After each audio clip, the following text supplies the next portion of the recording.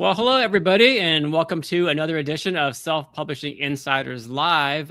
We've been looking forward to this episode for quite a while because today our guest is Andy Hunter, the founder and CEO of bookshop.org. Andy, welcome to the show. It's so good to have you. Thank you for having me. It's great to be here. Well, it's our pleasure. Kris Austin from Drafted Digital will be joining us here too. The reason we're so excited about this, because for our viewers and listeners out there, if you haven't heard, yesterday Drafted Digital announced a huge ebook distribution partnership with bookshop.org. If you're not familiar with bookshop.org, Bookshop is the online retailer that is enabling more than 3,400 independent brick and mortar bookstores across the US and the UK to compete in an e-commerce world. And how do they do this? They do it by sharing profits from every purchase made on their website and through their ebook app with every bookstore in their network. Since the announcement was made just a day ago, and you might not even know this yet, Andy, but since the announcement was made a day ago, Drafted Digital authors and publishers have really stepped up in a big way, adding more than 138,000 titles to the inventory of these independent bookstores. Wow. Yeah, it's pretty exciting. And this has been a long time coming. So, Andy, in the press release that we put out yesterday, it seems like it was a week ago. It's been a busy week for us. It's been an even busier week for you. But in our press release, you mentioned that this is a watershed moment for indie bookstores. Yet there are some in the industry who have said they didn't quite see the fit at first. That is that, readers buying ebooks from indie bookstores, and secondly, self-published ebooks fitting into that equation. So I'm curious, what did you see and when did you see it? Yeah, well, in my mind, we're all part of a culture, a shared culture of reading books, understanding the importance of books and storytelling. Like indie booksellers and indie authors have something in common, which is that I guarantee you they grew up reading and loving books, and books changed their life. And the importance of books in their lives extends to the importance of books in society and our culture. And they're fighting for the importance of books. Like indie authors are saying books are important, telling my stories is important. Like they want readers. Well, guess what? Indie booksellers are the same. They're doing the same kind of work. And now they can do it on behalf of indie authors in a way that wasn't really possible before, because so many indie authors, ebooks are their primary means of connecting to their audience and selling and their income and supporting themselves. And before yesterday, indie bookstores didn't have a way to sell indie authors ebooks, and now they do. And when an indie bookstore sells an indie author's ebook, they get the full profit margin. So Bookshop does not take a cut. So the store, if you have a local store that you want to work with, you can partner with them. They could promote your ebooks and they can earn the full profit off of the sales. So it's really an incredible new revenue stream for independent booksellers, and it's an incredible new outlet for indie authors. So I think it will be a watershed event. Now, I think that it's new for a lot of people. So that means it's not going to turn on tomorrow and then suddenly we're selling as many ebooks as Amazon is. It will take time to build because we have to expose people to this idea, change their habits, and that'll take some time. But the 5-year plan, I think that we're going to really change the entire marketplace for self-published books in a way that is going to be much healthier for the entire industry, because it's not going to be all the eggs in one basket. Perfect. Like, just as a financial advisor would tell you, don't put all your eggs in one basket because anything can happen. And if anything does happen, you're out of luck. You're building that back up from ground zero. Yeah, for sure. And when the basket holder has all the eggs, they have all the leverage. They determine the terms, and in the publishing industry, I'm going to come out a little bit anti-Amazon. I hope that's okay. I know some people like Amazon, and that's okay too. But even if you like Amazon, you can admit it's not great for them to have monopoly control over an industry so important as books. And so Amazon has had such incredible leverage that there's not a single publisher in the country that has better terms with Amazon now than they did 5 years ago. And if you go back 5 years ago, they had worse terms then than they had 5 years before that, right? So the more leverage they have, the more squeeze they can put on all their partners. And in the end, it's almost like all the content creators have to be working for Amazon, because Amazon's setting all the rules. And Amazon also sets the rules about like paid promotions and how you reach your audience and how much you get paid. And competition, the reason that we have antitrust laws, the reason that like we believe in a free market is because competition ends up benefiting consumers and ends up benefiting people like authors. And competition from Bookshop and from other places that can sell these ebooks will keep Amazon from having total control and that kind of leverage. So the more successful we are, the better the terms will be across the board, because Amazon will feel pressure to be competitive with us and we'll feel pressure to be competitive with them. And so altogether, who benefits? Readers and authors. Absolutely. Yep. Just had somebody join the backstage area. I'm going to bring them up to the front of the stage here too. And it's welcome, Kris Austin, Drafted Digital's CEO. We were just discussing a little history how this deal came to be, Kris. So sure. Yeah. I appreciate you joining. My next question kind of goes out to both of you, because it's easy for me to say, and maybe even observers in the industry to say that, hey, especially from what you just described, Andy. So some people may say, hey, this partnership here, this ebook distribution partnership between Drafted Digital and bookshop.org kind of feels almost inevitable when you look at it in hindsight. But clearly it wasn't easy. The stars finally aligned in 2025 and 2026. And, we've been talking about it for a while. We've all, from both sides, pretty excited about this, and our communities were excited about it. And they're clamoring for it online and on Reddit and other places. So what are the stars that finally aligned to make it happen this year? You want to start first, Andy? I mean, I think it was really us that gave it the green light, and the stars that aligned were that we had spent a year making our platform stronger, and we wanted to make sure that we could handle the massive amount of ebooks coming in from you guys as a partner. Like eventually we hope to support like 1 million titles from you all, which is a huge expansion from what we already had. And we needed to make sure that like all the technical infrastructure was in place to take those feeds, to make sure that those books were represented well. We also wanted to make sure that our app was as good as it could be, that the reading experience was as good as it could be. We didn't want to disappoint anybody that was deciding to make the switch and start supporting the local bookstores and authors who are just starting to distribute to us for the first time. We wanted to make sure it was great. So we reached a point where we're like, yes, everything is good enough now that we can bring in Drafted Digital, and we have got a really solid platform that we feel like can go head to head with Amazon's or any other e-reading company. And so we're there now. And this is like, with every time it kind of launched, like we launched our platform a year ago, there are tent poles along the way that milestones that you hope to make. And this is the next big milestone for us.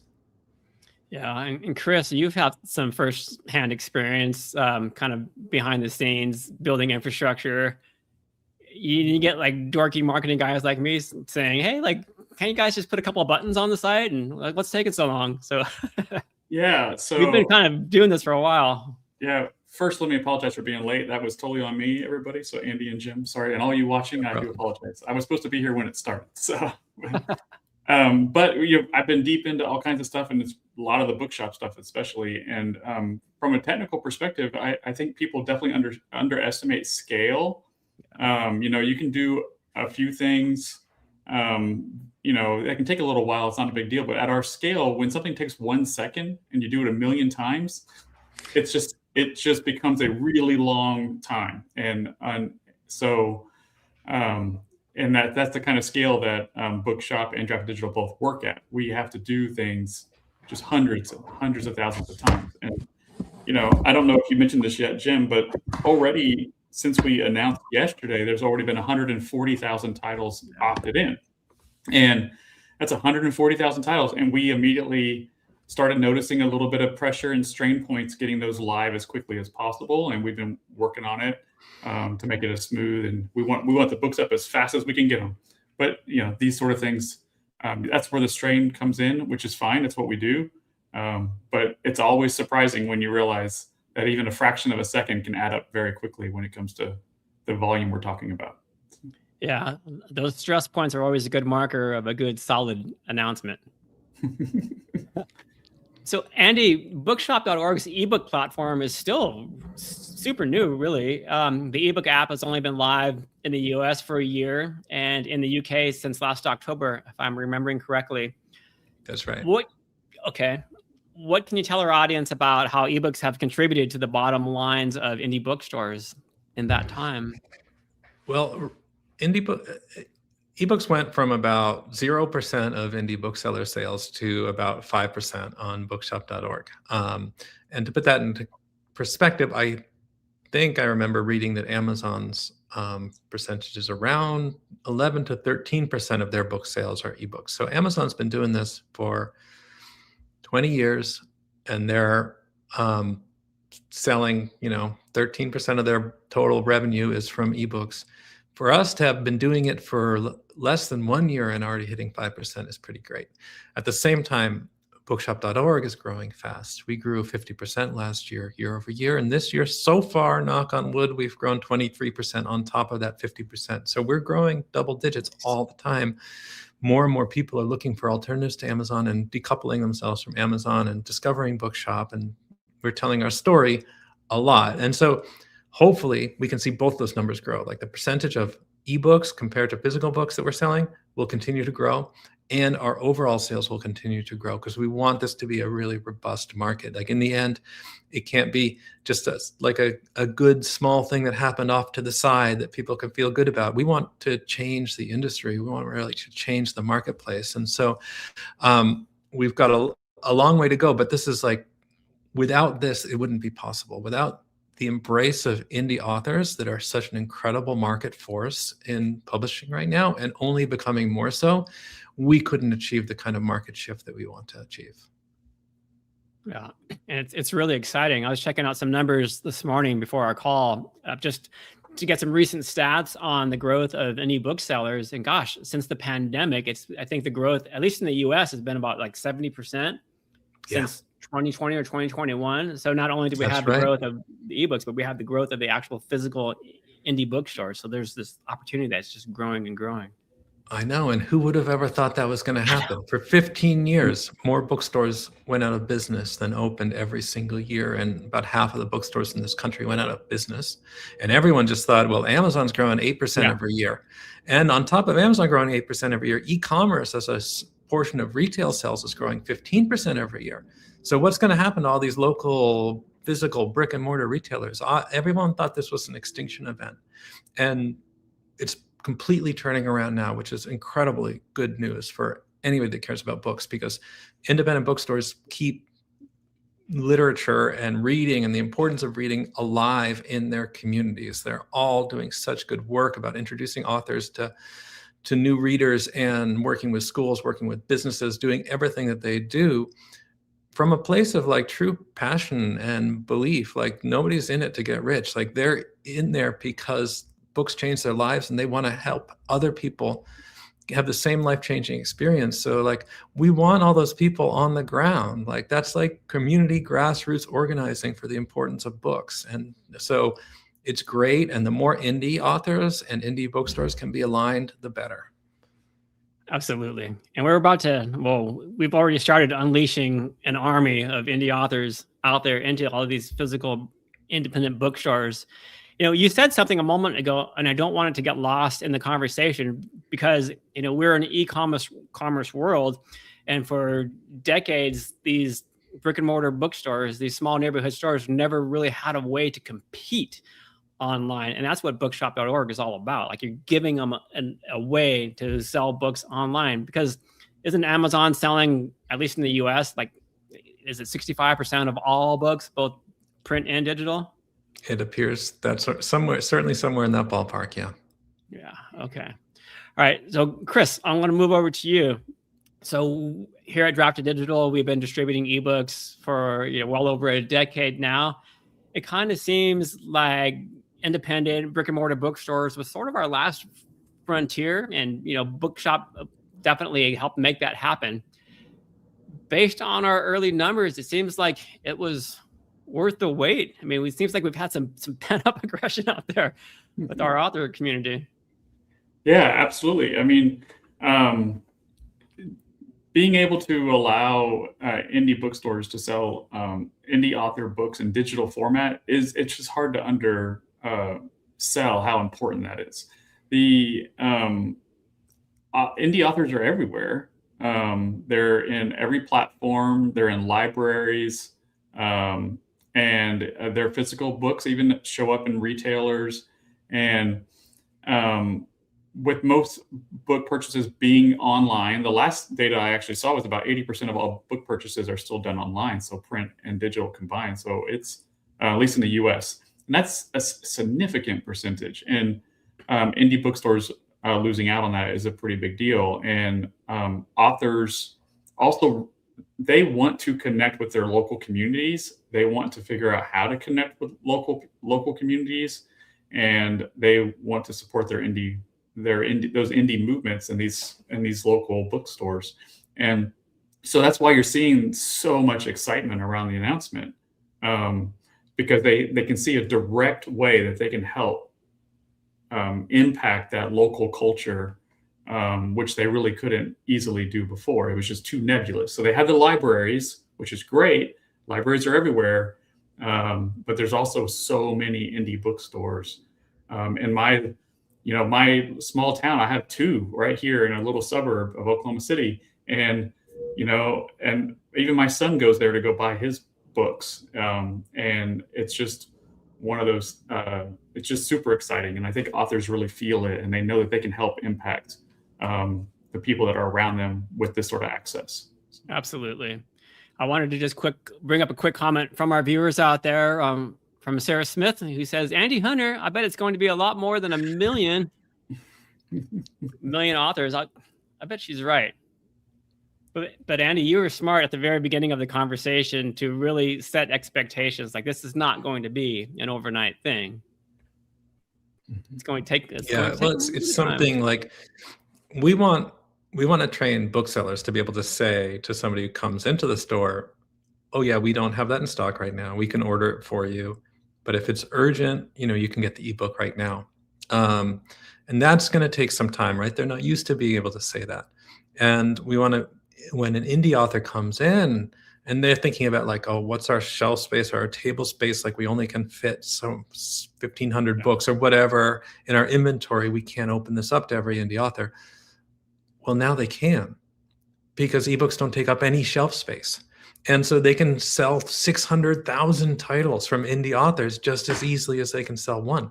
And not only that, but why did people think Bookshop wouldn't succeed in the first place? There's 2 reasons. One, Amazon's cheaper. Another one, Amazon's faster. Amazon will get you the book in a day or 2 days. Bookshop takes 4 days. It's $3 more on the Bookshop than Amazon, or at your local independent bookstore, it's $3 more. So how could we win? Well, we won anyway, or we did well enough, but indie bookstores selling ebooks are going to be selling them for the same price as they are on Amazon. It's all agency model. Ebook prices are the same from all the major publishers and from most small publishers and indie authors. They set the prices and it's the same no matter what retailer you're at. Right. So ebooks by and large, will not be cheaper on Amazon. And guess what? They're not faster either. You'll get them just as quickly as from your local bookstore as you do from Amazon. So 2 of these huge competitive advantages that people felt were insurmountable that Amazon has don't exist in this forum. So that just really opens the door. But changing customer habits and changing the way people think about where they go to get their ebooks, that takes time, especially if you're relying on grassroots word of mouth, and like we are, because we don't have $100 million marketing budget or even a $10 million marketing budget. So it seems like you do, because your name is everywhere. Yeah, luckily we're good with grassroots. You are very good.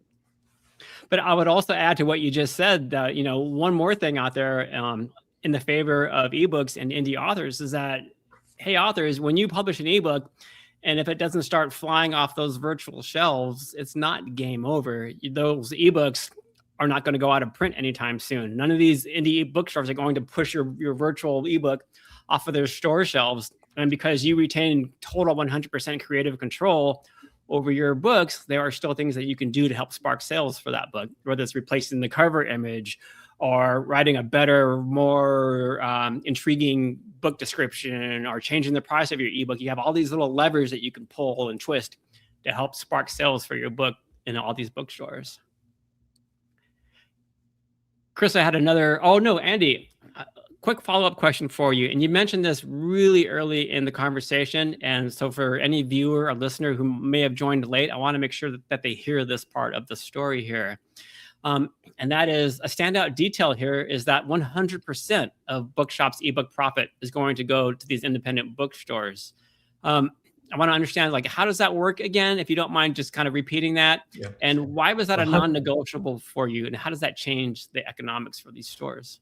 Yeah, well, to clarify, 100% of any sale that originates with a local bookstore goes to them, right? So if we get a customers, like some of our customers come from the New York Times, they'll link to us for their book coverage. In those cases, a third of the profit goes to a profit pool that's shared among all the bookstore sellers. A third of the profit goes to the New York Times for sending us the affiliate link, and a third of the profit goes to support bookshop.org.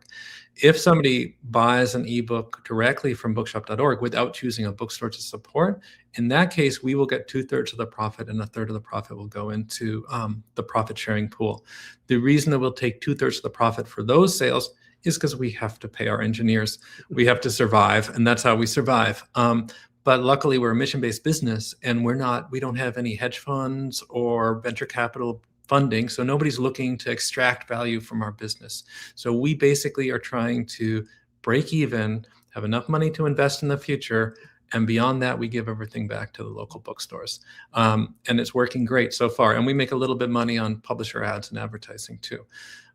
So by being mission-based and keeping our expenses lean, we're able to give bookstores the full profit from these sales. And that's the reason why that's important is because, people have tried this before. Like, they've tried to let bookstores sell ebooks, and they've said, like, oh, you guys can have like a 10% affiliate fee for every ebook you sell. But that's not enough. It's not enough for them to retrain their whole staff and to really make a difference. Like, they could put a ton of work in for that 10%. But when it's the full profit margin, which is generally around 30%, it's 3 times more. It's so much more valuable. And ultimately, our mission is to keep these bookstores in business or make them more sustainable. So that's perfect for us. Like, it works for them because it's worth it for them to invest the time and energy in learning how to sell these. And it keeps them to be more sustainable. It's completely on mission for us. Okay, perfect. Thank you. I want to shift gears a little bit here and talk about like DRM and indie values and even reader trust, because this partnership brings, or is going to bring, or already has brought, like it's bringing hundreds of thousands of DRM free books, ebooks, into indie bookstores. I want to understand, why was DRM free important philosophically and not just technically? And Kris, I can start with you on this because DRM free has been something that Draft Digital has been doing since its inception. Is that correct? Mm-hmm. But we also give the ability, if authors want to turn it on, to have a DRM book, they can. Correct. Yeah. So from the very beginning of Draft Digital, we basically are DRM free first. That's like our main default state. We've always felt that giving readers options to how they choose to read your book is very, very important. And we've Kris, maybe take a second and just say, like, what is DRM first? Because there might be some new and aspiring authors. Good call. Sorry. Yeah. So DRM stands for Digital Rights Management, which is a way for content owners to control what you do with the digital purchase that you make. It could be video games, ebooks, movies, all kinds of ways you might buy digital content. And in the ebook world, it's very popular, or very common, I should say, for traditional publishers to have protections on those digital books so that you can't actually move them from the device that you bought them from. Perhaps you are reading it on a Kindle, or perhaps a Author-bookstore app or something like that. And if the publishers have locked down those books with DRM, that's probably almost certainly the only place you can read those books. You can't move it to a different device. You can't move it to a different app that you might like to use. You really don't have control of that. We've always encouraged authors not to turn on DRM. We recommend DRM free because it does give readers that flexibility to move books around. Especially in this case with Bookshop, that's very important because it would allow people to move these EPUBs onto their preferred reader. Could be a Kobo, could be a Kindle, could be some Sony-based reader, so that they can read it on an actual e-ink device, which otherwise they wouldn't be able to do. And e-ink devices are those ones that really read like paper. That's my favorite. I read on a Kindle every single night, and I just love reading on a e-ink device. So. Yeah. Did you have anything that you wanted to add to that, Andy? Yeah, sure. Okay.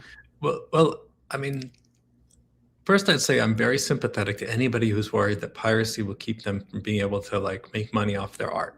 I believe that creators should be compensated. People should be able to make a living making art and writing books, and people who pay $5 for a cup of coffee at Starbucks should be willing to pay $5 for an ebook that is going to give them like 8 hours of entertainment.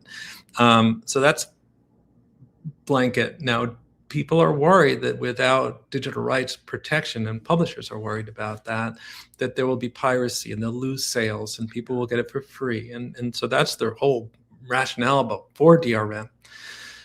But there's very little evidence that DRM-free ebooks sell worse or generate less revenue for authors than DRM-protected ebooks. And for indie authors, I think it's even more true that if there's a small percentage, if like 5% of people read it from a free copy that they've pirated, the word of mouth that is generated from somebody loving a book, honestly, probably benefits you more than what you've lost. And the readers really appreciate it. It's painful to see when I read discussions about Bookshop's e-reader, to see some readers not understanding what DRM is and being like, why does Bookshop make me read this on their app when I want to download it to my Kindle? Like, if only that was my decision. That's the publisher's decision. Or Amazon's decision. Amazon could allow us to send our ebooks to their Kindle, but they're not going to allow that, and publishers aren't allowing us to let you download it. We don't have a say in it, but and so one of the most common complaints about Bookshop so far with our e-reading platform is that there aren't enough DRM-free titles, and people that really refuse to buy a DRM-protected book, they can't really shop at Bookshop yet. Now, I mean, they can. Maybe 12% or 15% of our books are DRM free, but most of them aren't, because most of them come from the major publishers. This is going to completely change that.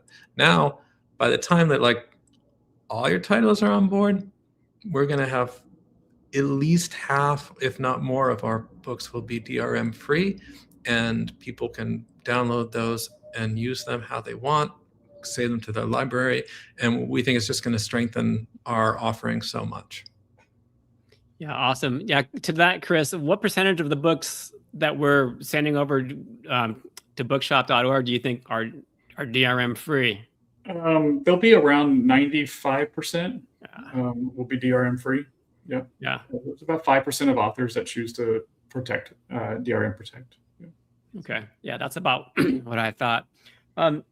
We mentioned publishers a couple of times, and speaking of publishers, readers often don't care who published a book. They're just looking for a great read. So I'm curious to both of you, do you think readers are even going to notice that some of these great books are even indie published, or they just kind of feel it subconsciously? Oh, well, I mean, when it comes to books, I mean, as a reader, I would say I don't ever think about the publisher. It's just not a thing I do. I know it was probably a lot more important 10, 20 years ago, maybe even longer. But I mean, when I'm looking for a book, I'm looking for a type of book that fits the genres I like to read, and has shown to be something that is a good quality, and I'll read. That's what I look for. That's what I read. So I would think the majority of the time people aren't going to have any idea that these books are indie published. So unless the author discloses it somewhere in their book or on their description, I don't think that's a thing that's going to be. The readers probably aren't too worried about that. They're wanting a good read, and so a good read is a good read. Doesn't really matter who wrote it or who publishes it. So. Yeah. Okay. I agree. One thing I wanted to mention is that indie bookstores are kind of known for their curation. And I've heard that some voices out in the industry are like, well, yeah, they could be a little tougher when it comes to local artists or local authors rather. So how do we make sure that this massive catalog that's coming in still feels human and discoverable? Is it up to every individual bookstore? Is it up to the authors? I guess it comes back to the partnership between author and bookstore. Yeah, I mean, it's really important to understand is they're not a monolith. They're anything but a monolith. They're the opposite of a monolith. They're like 3,000 completely iconoclastic, stubborn, individualistic booksellers. And there are romantasy booksellers, there are horror booksellers, there are sci-fi booksellers, there are snobby literary booksellers, and you can't paint them all with one brush. Now, you might be an indie author who went into a snobby literary bookstore and they're like, oh, you write romance, we can't really work with you. That might have happened. But if you look for romance booksellers or booksellers that carry romances in your area, you're going to find somebody who loves your books. So it's a really diverse marketplace. And that's the great thing about it, right? Is because we don't want one point of view with book selling. And in the case of like Amazon's, the point of view is what's making money. Like that's their only point of view is like selling more units. And you don't even want that point of view. Like you want the point of view of like, is this a book that's going to change your life, or is this a book you're not going to be able to put down? And that's the point of view the booksellers bring to it. Now, as for visibility, I think authors can generate a lot of interest on their own. And I think indie authors are really good at doing that already. And if they want to send some of that interest to their local bookstore will be really happy. And their local bookstore might then do something to promote them in turn. So it can be a very mutually beneficial relationship. The other thing I'll mention is that like the past 30 days of sales are the most important thing for like coming up on search on Bookshop. If you search for a romance on Bookshop, and there's a book that sold a ton of copies recently, it's going to be boosted in our search because that's probably the books somebody's looking for. So if you want your books to show up, then send us a few customers. It doesn't take a ton of sales for something to show up in like the top 10 for results or something. So it does help to kind of get things started by trying to get some of your loyal fans to buy from Bookshop, and then you'll be more visible, and then it can be self-perpetuating. And then beyond that, we'll be working on introducing new marketing programs for indie authors to allow them to have more exposure. And I'm sure Drafted Digital has a ton of marketing offerings as well. Yeah, that's the part I'm getting really excited about, because I just feel like there's so much that we can do together. And maybe one of those things, and I should know this already, but I don't, and Kris will probably kick me. But does Bookshop already enable ebook pre-orders for authors, or is that something that's being talked about maybe for the future? Is it coming? Because that's something that in terms of marketing to bookstores, that would be worthwhile. Yeah, we released with the ebook pre-order support at Bookshop. So in fact, I saw one today. I was like, yes, it works perfectly. So it's on there. You can pre-order an ebook. Yeah. It was we did a bunch of work to support that because we wanted to make sure that people aren't charged until the book is released. So normally, if you pre-order a book on Bookshop, a physical book, like we'll take your payment, and then it'll be coming from a publisher in 9 months or whatever, or 1 month, and you receive it then.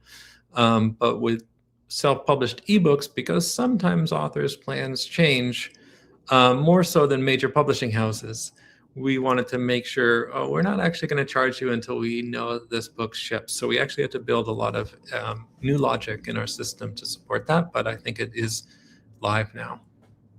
And I think we should point out that shows how much Bookshop thinks that indie authors are important. we know there are different types of authors, and Bookshop making changes like that to support that, I think shows they're willing, just how important it is to them. Yeah, I agree. Let me bring up a quick question for one of the members of our audience here. This is from author Tom McAuliffe. Hey, Tom, thanks for joining again. Tom's question is, I'm going to repeat it because it's something that we did cover earlier, Tom, but there are I see some names that are joining a little bit later.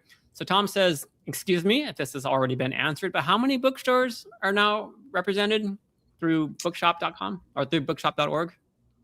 We actually did buy bookshop.com, so if you mistakenly type that in, you'll be redirected to bookshop.org. But there's over 2,900 booksellers, almost 3,000 now on Bookshop. So that's about 90% of the American Bookseller Association membership. And the odds are that your local bookstore will be part of it. Now, part of this rollout is also getting, independent bookstores are represented on bookshop.org. Bookshop.org is kind of a marketplace. And we've got every independent bookseller on the marketplace has their own page and has their own lists and their own presence. But many of these bookstores also have their own websites. And what we're doing is gradually rolling out to all of these independent bookstore websites the ability to purchase ebooks as well. So through Indie Commerce, we get 300, or I think about 500 bookstores through Indie Commerce. Through Book Manager, we get about another 400 booksellers to be able to have those get the ebook links on their sites. So that's going to take a little longer to get like 2,900 bookstores to have on their own websites, get the ebook links, but we're working on that, and they're live on bookshop.org today. Great. I'm going to bring up another question that was kind of touched upon earlier, but I want to make sure everybody hears the answer again, because I know this question is going to continuously come up for weeks and months ahead. Ace Adams asks, what reader device will support this? Probably won't be something that can be downloaded to Kindle or Nook. Do you mind repeating the answer? Amazingly enough, you will be able to download it to your Kindle and Nook if it's one of the 95% of titles who are DRM free. So if it's DRM free, when somebody buys the book, first of all, in their receipt email, they'll have a link to download the book. And then if they go to their My Library on Bookshop, they also have another link to download the book. So hopefully they'll see it enough that they'll be comfortable and understand, oh yeah, I can download this. And once they download the EPUB file, they can put it anywhere. Kindle, Nook. A lot of our customers use Books, BOOX readers, which are kind of generic or neutral ebook e-ink devices, which can be used for any app. And so our app runs well on those Books devices. Kobo is, a great company that, I have a very high opinion of, and you guys can download your EPUBs and read them on your Kobos. Excellent. Okay. The questions are starting to come in a little faster and heavier now. Question from our own Megan Span. She asks, does Bookshop offer promos? If so, can we hear more about them? And if not, will promos be considered in the future? She's talking specifically about merchandising promos, I would assume, like on the shelves and banners and that sort of thing. Yeah, we right now we offer discount pricing or free ebooks out of the gate, and we also have an ebooks newsletter which has sponsored slots. That's the very big bare bones basics, and we will be adding more support for new promos going forward. And I think it's really easy just to email, I think it's just ads@bookshop.org to find out what kind of opportunities there are for self-published authors to be in the newsletter, in sponsored slots, and that kind of thing. Love it. Okay. Go back to my next question here. So Kris, indie authors have spent years trying to master the algorithms at different retail stores, but not always relationships. What do you think, what does access to indie bookstores change about how authors think about their careers? Because now we're talking physical bookstores. It's a good question. So the books have always been about relationships forever. It truly is. It's always been about who you can connect with and get them to consider you and your book. And that comes to the readers and it comes to the booksellers. And if you're trying to build a business out of selling your books, you're going to need to work on skill sets for relationship building. Connecting with your readers these days is probably the first thing you can do, and I would strongly recommend that. email list, building those out is always a kind of a most basic step you could do. That allows you to let readers know where they can get your book. And in this case, if you really want to support a local indie bookstores, then Bookshop would be, I'd recommend being one of the highest places you put it. And then as these indie bookstores start to see that they can sell your book, they'll start to want to sell more of your books. And you can also connect directly with your local indie bookstore. I mean, it's great. You can walk right into these stores and just talk to people. I mean, I know it sounds crazy, but it's a crazy idea. It's actually a thing you can do, and just have a conversation with them, and you'll be surprised. They love selling books, and they love connecting with their local communities. That's what matters to these bookstores, is their local communities. Start to kind of learn where your books might be a place that communities are very interested in selling your book, and connect with those. Call those bookstores. I mean, phones work too, and people answer phone calls, and because it really is a relationship building activity when it comes to building a good, successful author business. So. Yeah, and something that you said at the beginning of that, Kris, was that this is a word of mouth business. It's always been a word of mouth business. We could put all the marketing muscle behind a book launch that we want to create that awareness, but what really helps a book take off, especially virally, is this reader word of mouth and these relationships that you can cultivate over throughout your community via newsletters, social media, and whatever else that you're doing out there. One thing I wanted to mention is that in our partnership press release that we put out yesterday, industry veteran, industry expert, publishing expert Jane Friedman said that the self-publishing stigma is gone. It's over. What do you both say to that? Do you agree? You mentioned in the press release, Andy, that hey, we see indie titles as essential inventory. Do you think that's just for indie bookstores, or do you think that's across the board with all retailers, libraries, and so forth? I mean, it's a really interesting question. I think that there might be a very small number of people that still have a stigma against indie authors, but almost all of them work at publishing companies in New York City. I think that the rest of the world does not care. Like, as you said before, they care about the books, and there's this great democratization taking place, and it's awesome. And in many places, you have publishers that are chasing the indie authors rather than the other way around. Like, a lot of publisher growth that's happened over the past 5 years, and the fastest growing publishers are ones who find the indies that are taking off and try to take them in and make them into hits and bring them into other markets. So you really have a situation where before they were the gatekeepers, and now they're the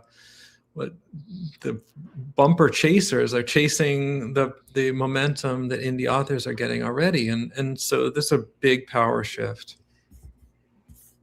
Yeah, it seems that I think a lot of people think that the largest traditional publishers out there, they're the ones who create these trends, and it's like, no, they're not. They're the ones who are exploiting the trends. It's the artists, it's the creators who are coming up with these new ideas, and then they're seeing what's selling, and then they're just kind of jumping on it and going on to the next thing. We're coming up to time, and I want to be really sensitive of that. So I want to ask you both a final question here. And that question is, what excites you the most about something this partnership might enable that we haven't even imagined yet? I'll start with you, Kris. Well, what excites me the most is the diversification in the market. I think we need a healthier publishing market. It is dominated by one gigantic retailer in Amazon, and it is never healthy for any market to have a dominant player.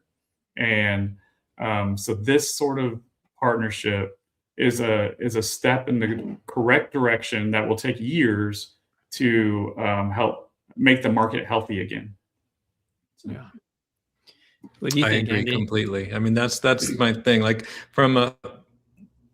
that's the whole reason we're doing this. And that's the whole reason that I decided to start Bookshop in an attempt to kind of save and reinforce and strengthen indie bookstores in the first place, is because that marketplace is so important. I mean, I'm very over dramatic about this. I think that books were extremely important for civilization and human evolution and the evolution of consciousness. And I really think that books are precious. And I think that right now there's so much garbage being fed into media and culture, and books are like a respite, and books strengthen people's understanding of themselves and the world, and they have long, complicated arguments that you can follow through, and they build empathy, and they help you understand others, and all of these things that society needs right now.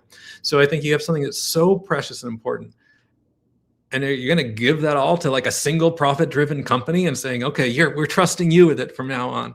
Like, no way. Like, it should be in the hands of the people, and that's what booksellers represent. So to me, like, that's what this is a beginning, a necessary step to getting there. And like in 5 years and 10 years, I want Amazon to, if they own 50% of the ebook market, that's fine, because we'll have taken the other 50%. And that will be so important, and that'll make everything stronger for all writers and all readers too. And it'll keep anybody from being able to control narratives, and it'll allow diverse thought, diverse storytelling, and something for everyone. And it'll just be a very, very positive step, and a step that people started to worry was never going to be possible. Like literally 2019, there was a lot of gloom and doom around what was going to happen to publishing and what was going to happen to it. And now it feels like, wow, 70% growth of indie bookstores in the past 5 years. Nobody saw that coming. Sure. So like, this is about like doubling down on that, getting behind it, making sure that it's not a blip, but it's actually a trend that keeps growing. Yeah, perfect place to end this conversation. And if I just may add to that, you're not being overly dramatic. Like, I think you're being spot on. So, and you're talking to your tribe here. So we all, I think, collectively get that sentiment. So appreciate that. For all of our viewers out there, hey, if you guys would do us a favor and share this episode with your friends out there, because it helps us kind of spread the word, and it also helps us attract people like Andy to help spread and share their analysis, their expertise, their advice with all of us. If you want to see what the next episode is next week, do us a favor and bookmark D2D Live, because you can see what the next topic is and who the next guest is for following weeks. And for those of you who may be dipping your toes into the self-publishing waters, perhaps for the very first time, check us out at draftedigital.com, where you can sign up for your very free author accounts. To everybody who is watching week in and week out, we want to say thank you so much for trusting us with your time out there. For viewers out there who may be new to this show, we want to say thank you. Thanks a million. I've noticed a lot of new names today. So thank you so much for joining and for watching and for listening and for posting your questions and comments. We really appreciate you. And of course, to Andy and Kris, you guys, thanks. I'm so excited about this announcement. It's only day one. It looks like from our viewership here and all the questions and comments coming in that the entire community is excited too. So really appreciate both of you. Thank you. You betcha. Hang out backstage for a second. I'm going to play a quick commercial. We'll regroup. And for everybody else, we hope to see you here next week. Take care, everybody. Bye-bye. Bye. Ebooks are great, but there's just something about having your words in print. Something you can hold in your hands, put on a shelf, sign for a reader. That's why we created D2D Print, a print-on-demand service that was built for you. We have free, beautiful templates to give your book a pro look, and we can even convert your ebook cover into a full wraparound cover for print. So many options for you and your books. And you can get started right now at draftedigital.com.